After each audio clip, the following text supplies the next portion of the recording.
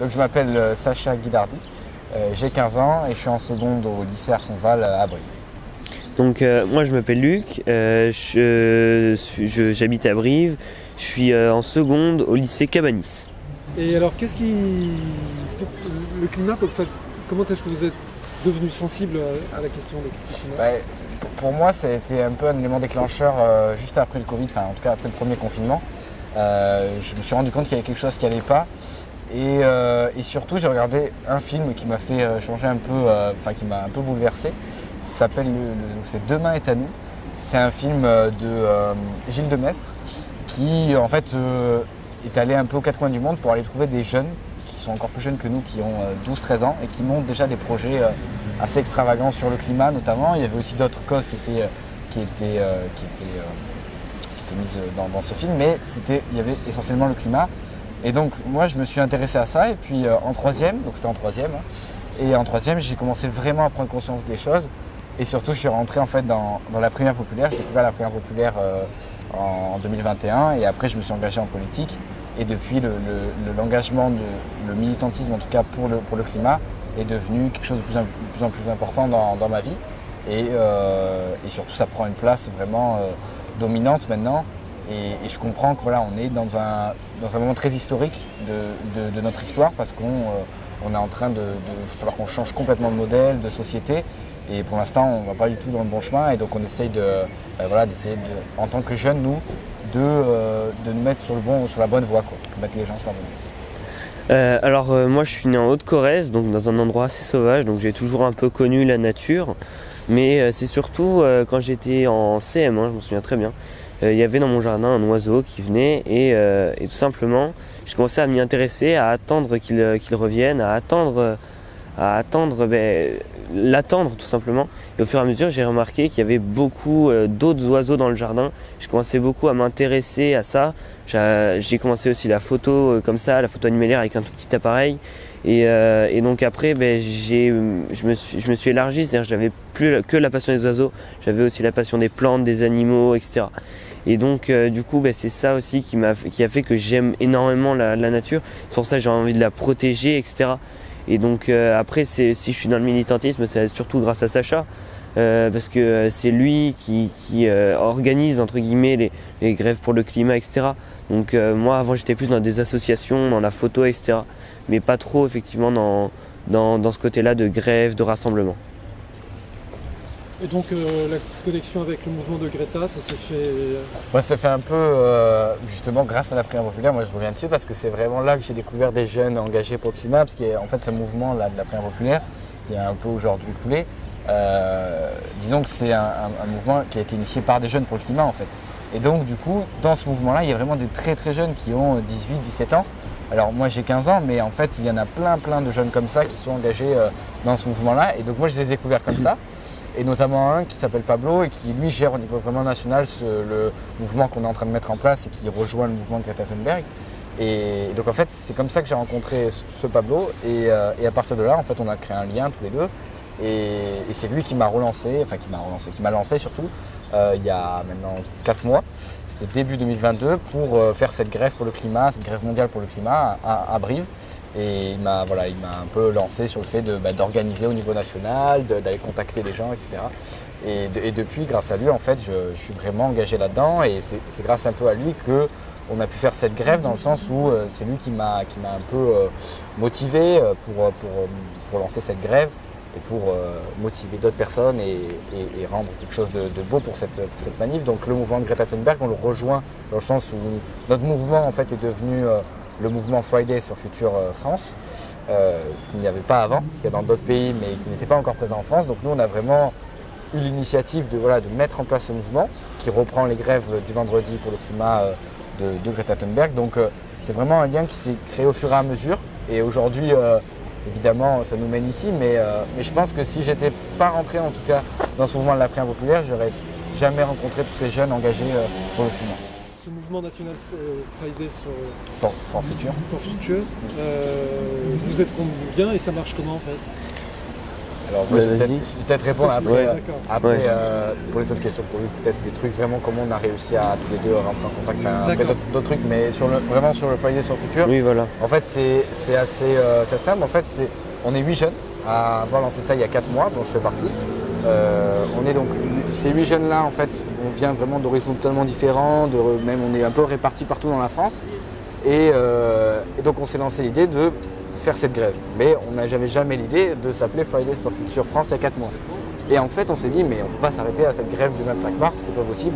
On a créé vraiment un truc super, une dynamique qui commence à prendre forme et tout. On a mobilisé plus de 40 villes, c'est quand même quelque chose. Et on se dit, mais il faut aller plus loin, quoi. Et donc, on a fait des réunions et on s'est dit tout simplement qu'on ne s'arrêterait pas au 25, qu'on allait continuer et qu'on allait s'appeler Fridays for Future France. Après nous ici on s'appelle Fridays for Future Brief du coup. On a créé un compte Insta et tout et on est en train d'essayer de monter une équipe pour gérer tout ça. Et au niveau national, voilà, on est les 8 jeunes et on essaye, en tout cas nous, ce qu'on essaye de faire, ce qu'on va faire à l'avenir, c'est d'organiser les grèves mondiales en France. Et surtout, on se disait que nous, on allait se centrer sur l'art et l'éducation. C'est 2 éléments importants qui vont nous servir dans notre mouvement pour mobiliser des gens, pour mettre en place des projets, notamment au niveau de l'école, essayer de faire avec les éco-délégués, de créer des liens dans chaque lycée pour soit faire des grèves, soit mettre aussi en place des projets comme par exemple aller voir des films, des projections de films engagés sur le climat. Moi j'ai plein d'idées qui viennent en tête, mais bon, on peut pas tout dire, mais c'est ce genre de projet qu'on va essayer de mettre en place. Et avec l'art, on va essayer moi par exemple je peins beaucoup, d'essayer de comment on peut créer un lien avec l'art et l'engagement. Enfin il y a plein de choses à faire, alors il y a beaucoup de mouvements qui le font déjà, mais nous, on va essayer vraiment de se centrer sur ces 2 éléments, l'éducation et l'art. Et on va essayer d'élargir notre cercle de porte-parole, en fait, d'essayer de ne pas rester qu'entre 8 jeunes où c'est très restreint. On va essayer de l'élargir le plus possible, quoi. C'est ça l'idée de ce mouvement, évidemment. Mais c'est vraiment tout récent. Et là, on commence à peine à vraiment se mettre en place, à organiser des événements. Voilà, c'est un peu l'idée. Après, à l'avenir, on va prendre plus d'ampleur, je pense. Et on aura aussi plus de moyens aussi, parce que c'est ce qui nous manque des fois, c'est l'argent. Et c'est vrai que c'est important pour les mobilisations, c'est le matériel. Donc c'est vraiment un mouvement, je pense, qui va de plus en plus être important et qui va même peut-être remplacer un autre mouvement qui était déjà là en place depuis quelques années, c'est le mouvement Youth for Climate, qui organisait beaucoup de grèves, mais qui malheureusement est un peu en déclin, et on va peut-être le remplacer s'il continue comme ça. Et c'est dommage parce qu'on aurait aimé créer un lien entre nous et l'organisation, mais ils ne veulent pas, donc on va essayer de faire comme on peut. Et donc Luc, tu peux nous raconter comment ça s'est monté ici localement en Corrèze? Alors tout simplement, on a surtout essayé d'attirer des personnes. Enfin, on a d'abord évidemment créé un rassemblement, donc on a posé des affiches, on a communiqué l'information dans les lycées, etc. Donc l'information est bien passée à Darsonval, assez mal passée par contre à Cabanis, même s'il y avait quelques élèves et quelques professeurs de Cabanis, mais en moyenne l'information est bien mieux passée. Après le problème c'est qu'il y avait surtout beaucoup de jeunes en dessous de 18 ans, on va dire, et il manquait un petit peu la tranche d'âge au-dessus, on va dire les 20-30 ans, et on aimerait qu'à l'avenir il y ait plus de personnes comme ça, voilà. Et il y a une connexion avec Tulle aussi, non? Alors on a oui une petite connexion pour l'instant, mais peut-être que ça viendra, enfin en tout cas j'espère que ça pourra prendre de l'ampleur aussi sur Tulle, pardon. Parce que oui, à Tulle en fait on a une fille qui est en seconde aussi, et qui m'avait aidé au départ pour la mobilisation. Après Luc arrive un peu plus tard, mais elle au départ vraiment c'était début février, on était restés en contact, et donc on avait déjà mené des actions ensemble pour la prière populaire.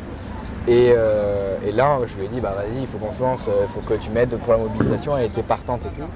Donc oui, sur Tulle il y a quelques personnes je pense à mobiliser, et ça serait bien aussi qu'il y ait des événements qui se créent à Tulle, parce que de faire le lien entre Tulle et Brive, ça serait vraiment chouette. Après je pense qu'on aura besoin de l'aide, parce qu'on ne pourra pas tout faire tout seul en tant que jeune.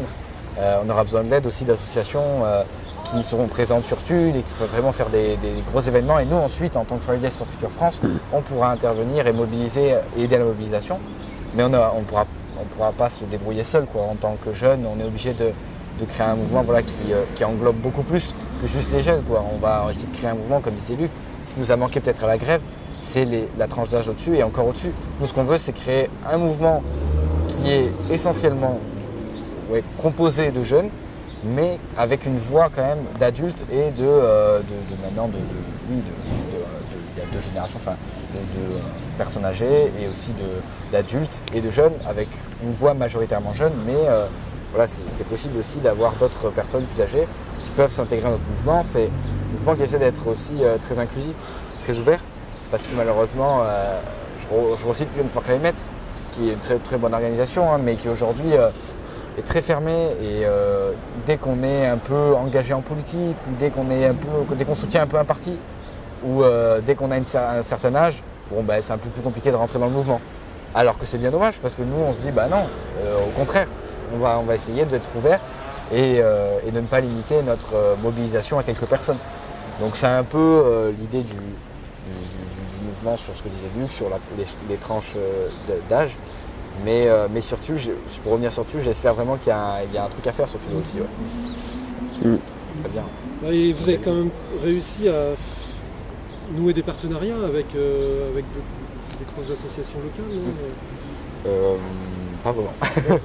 Plutôt citoyen. Mais en fait, je crois que t'es le seul à vraiment être accroché à notre... Parce que nous, les autres organisations, elles ne sont pas venues pour le 25. On en avait contacté pas mal. Ah oui.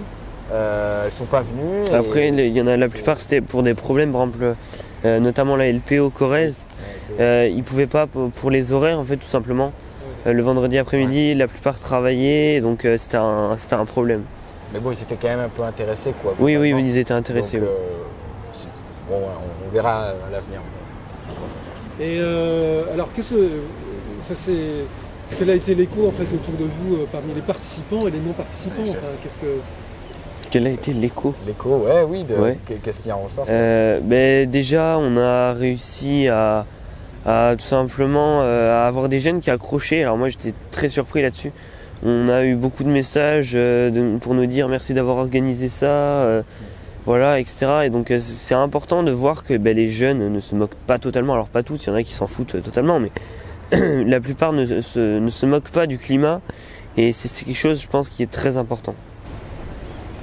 Et donc alors donc vous allez faire 2 grèves, hein, une en automne et une au printemps. Et donc pour la prochaine, alors vous allez vous y prendre. Qu'est-ce que vous allez essayer de faire de mieux?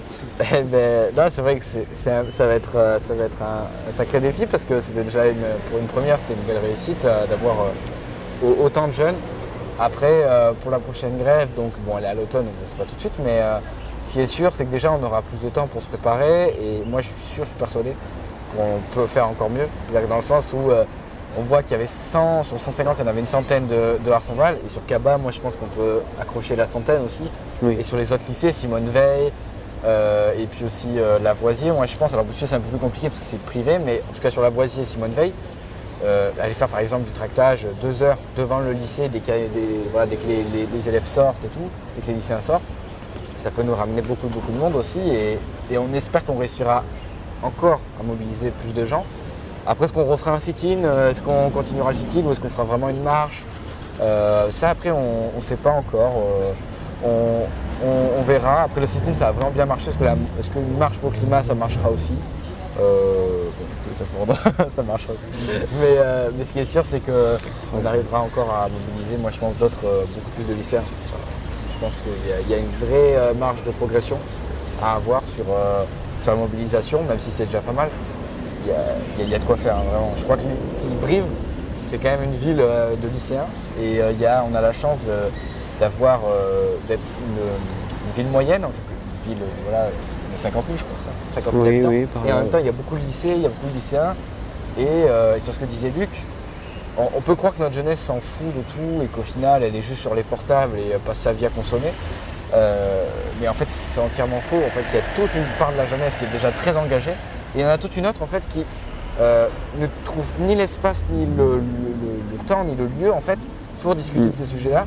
Et donc est pris un peu à la gorge, dans le sens où à l'école on n'en peut pas en parler, parce que dès qu'on a un peu des discours politisés, choses comme ça, on nous dit c'est pas possible. Et en même temps, chez soi, moi j'en parle avec mes parents parce que j'ai de la chance d'avoir des parents comme ça, mais je sais que beaucoup de jeunes qui sont engagés ne peuvent pas parler avec leurs parents de ce sujet-là, parce que c'est pas important, ça ne doit pas prendre de place dans la famille, c'est pas un sujet dont on doit parler. Et donc, on dit ça de la jeunesse, mais en fait on ne sait pas vraiment de quoi elle est faite cette jeunesse. Et moi, en tant que jeune, je sais très bien qu'on a une jeunesse engagée, qui est pour le climat, mais aussi pour plein d'autres causes qui s'imbriquent dans le climat. Et nous, surtout, ce qu'on veut dire, c'est que peu importe si on est engagé ou pas, ce qu'on a envie de dire, c'est qu'il faut changer les choses. Il va falloir maintenant se mettre dans la tête que c'est plus possible de vivre éternellement comme ça dans ce système, et qu'il va falloir faire pression sur nos politiques et que nous, on change. Mais de dire que c'est la faute à la jeunesse surtout, pour nous c'est entièrement faux, et on s'adresse aussi aux gens qui pourraient nous reprocher beaucoup de choses. On a beaucoup de défauts notre jeunesse, on ne dit pas ça, mais derrière ce qu'on leur répond, c'est qu'est-ce que vous faites vous concrètement?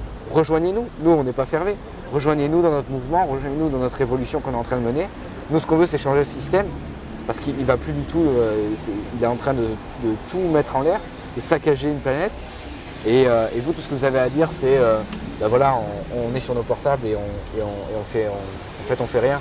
Donc pour moi, c'est entièrement faux de dire ça. Donc voilà, c'est aussi un message aux personnes qui pourraient nous dire que ça sert à rien tout ce qu'on fait. Voilà ce qu'on leur répond, quoi.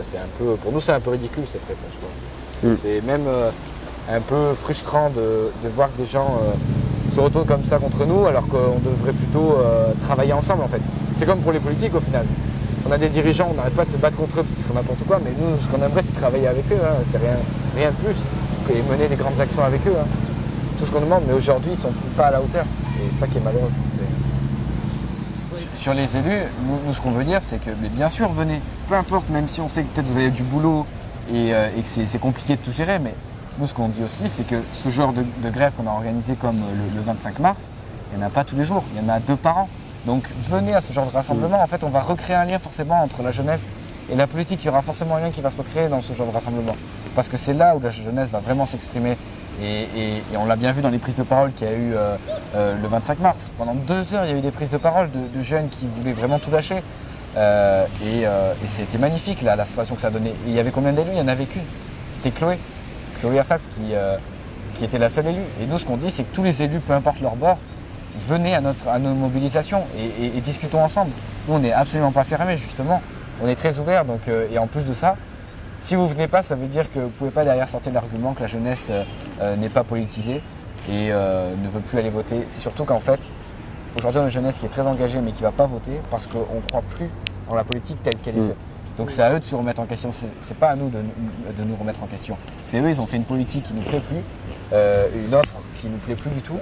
Donc c'est à eux de se remettre en question et à venir à nos rassemblements pour qu'on discute ensemble, de voir ce qu'on peut faire derrière à l'avenir et qu'est-ce qu'on peut monter comme projet. Nous on n'est vraiment pas fermés, quoi. Faut pas se dire ça, quoi.